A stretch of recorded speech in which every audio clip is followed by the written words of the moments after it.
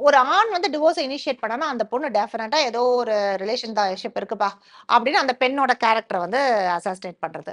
இல்லாட்டி அந்த பெண் எதுக்கு இவ்ளோ அதுவும் வந்து கிரே டிவோர்ஸஸ் இது ஒரு புதுசா ஒரு டெர்ம். ம். அது என்னன்னா, அவங்க என்ன 30 வருஷம் கல்யாணம் ஆயிருந்திருந்தா அவங்க டிவோர்ஸ் பண்ணக்கூடாதா?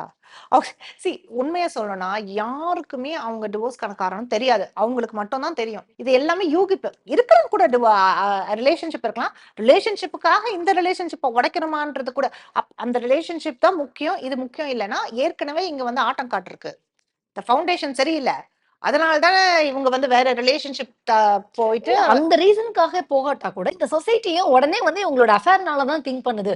அஃபேர்னால தான் டிவோர்ஸ் ஏன்னா, நடக்குதுங்கிற அது ஒரு நீங்க சொல்ற மாரி அ கல்யாணமும் புனிதப்படுத்தப்பட்டிருக்கு. அதே மாரி ஒருத்தனுக்கு ஒருத்தி, கற்பு இதெல்லாம் புனிதப்படுத்தப்பட்டிருக்கு இல்லையா? ஆ. டிவோர்ஸ் அப்படின்ற ஒரு கான்செப்ட் வந்து இப்ப புதுசா வந்திருக்கு 1955 அப்புறம் தான் வந்திருக்கு அப்படின்னா, அது வந்து இது எல்லாத்தையுமே சேலஞ்ச் பண்ணக்கூடிய ஒன்று.